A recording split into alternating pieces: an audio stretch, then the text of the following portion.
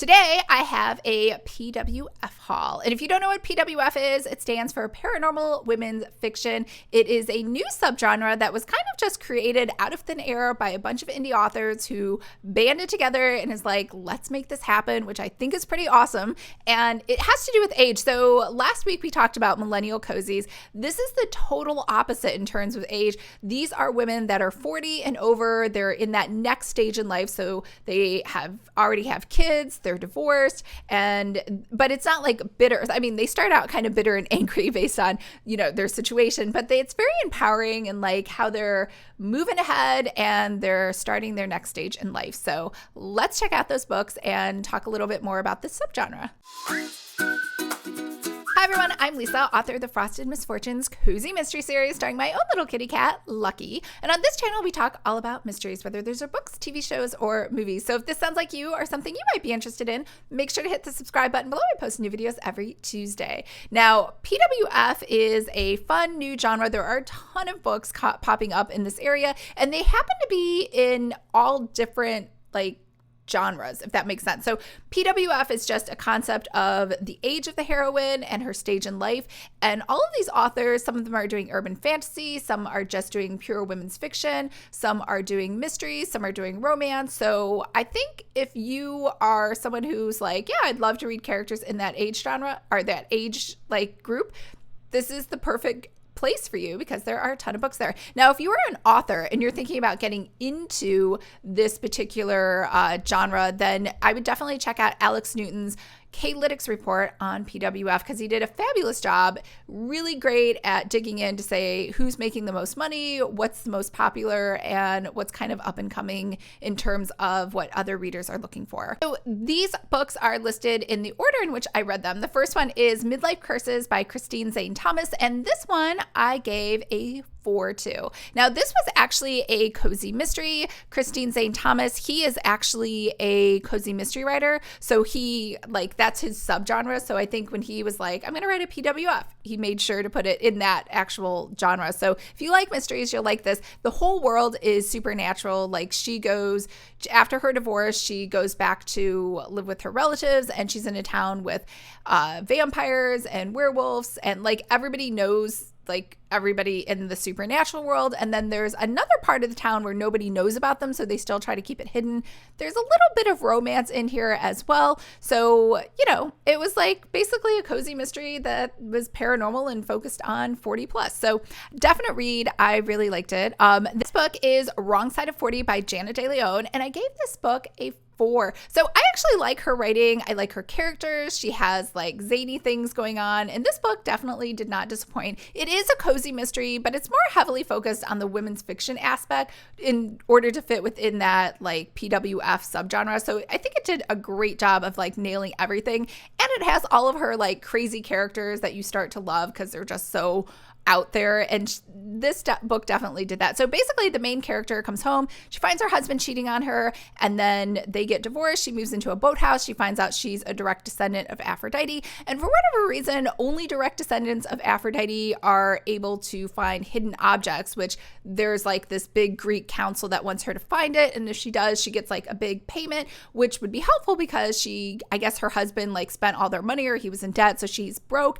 And on top of that, her daughter gets arrested for getting in a fight with the girl that her dad is dating. And so she needs money to help with the lawyers and all the fees for that as well. So that's basically the crux of the story. And, I loved it. So I would definitely read another one. But I think that's the only one that she has in the series. I didn't see that she was writing anymore. So it might just be a standalone.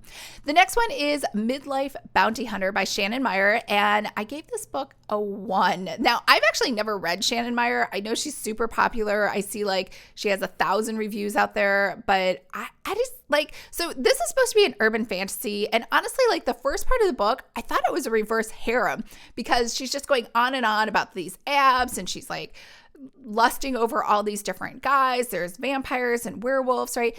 And the first 4 chapters of the book, she's interviewing for a job. What job? I have no idea. I don't even know if she's qualified. And then I don't know what she's doing. Like, the whole story didn't make any sense. I have no idea what's going on. It's only like the last like 1/4 of the book she actually gets an assignment she has to do and go figure out. And before then, she's supposed to be training once she gets the job, but mostly she's just reading books. Like, it didn't make any sense. And again, she like ends up naked with a guy in bed, but they don't have sex. So like, that's why I was like, is this a reverse harem or what's going on? I don't know what's going on in that book, but maybe that was just me. The next one is Magic Uncorked by Annabel Chase. And I gave this book like a 2.5.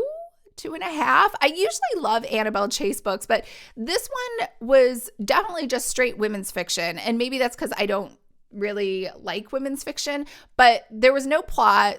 There was nothing the character had to do. It's just basically a story about how her boyfriend like stole all of her money and how she was broke. And then her super geriatric friend like wills her magical powers. And that's how she becomes a witch. So that was unique. Like, you didn't actually inherit them. It has nothing to do with genetics. Someone just gave it to you in their will. And so she basically, I guess the other problem too is it's supposed to be like Sex in the City. Her and her like 3 other friends are these 4 girls that get together to drink alcohol and like gossip and chit chat with this woman who's like some geriatric 90-year-old. And she's the one that dies and leaves them her magical powers, but she never told them about them before. So yeah, it's like kind of confusing, and then she's a single mom with like 2 kids. And so she has a lot of single mom kid problems, which I guess maybe because I don't have kids, I just don't identify with that or like find that entertaining. I don't know.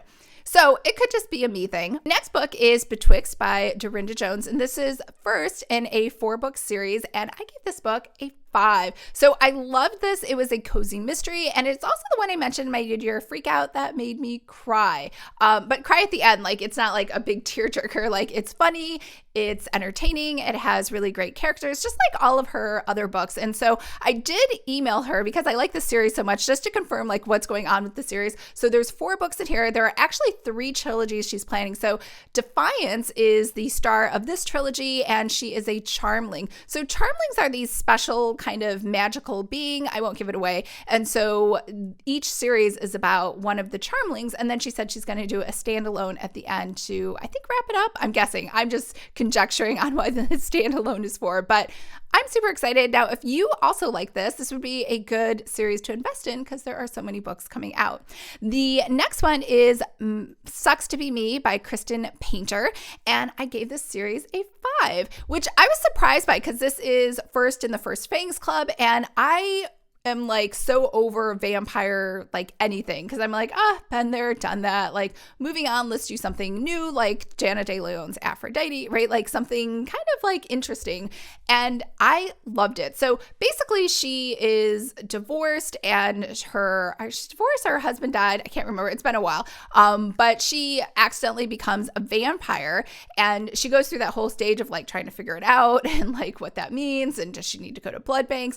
And then on top of that, she has like this mentor, and then she is able to surpass her mentor. So, and then at the same time, her husband like owes a bunch of money, and so she's trying to pay off that debt. I don't know. It had a lot of things going on, but like good, interesting things. So I really like this story, and I would definitely read more in the series. Then last one is Let It Burn by Denise Grover Swank. So this book I gave a 2.5 to. It read more like women's fiction. It wasn't a mystery. It's basically about a woman who it's a Greek goddess descendant, so very much like Jana Deleon's, but she's like a fire demon. I don't know. She has these kids that aren't very nice to her, and like sometimes they're nice to her, so she's excited when they're nice to her. I don't know. I think because, again, I'm not into like that whole single mom thing. That's mainly the reason I wasn't into this. But it's still well written. Like, I finished the whole thing. It wasn't like a DNF kind of situation. So yeah, so that is a wrap up of all the paranormal women's fiction books that I have read so far. I think that was 7. I thought I had 6, but as you know, like, math is not my forte, but those are all the PWF books that I read. Leave comments below if there are some PWF books that you really love that you have been reading, or what you think of this genre, or if it's totally new to you and you've just never heard of it. And yeah, that's kind of it. That's a wrap. All right. I hope everyone's having a fabulous day, and I'll talk to you guys later. Bye.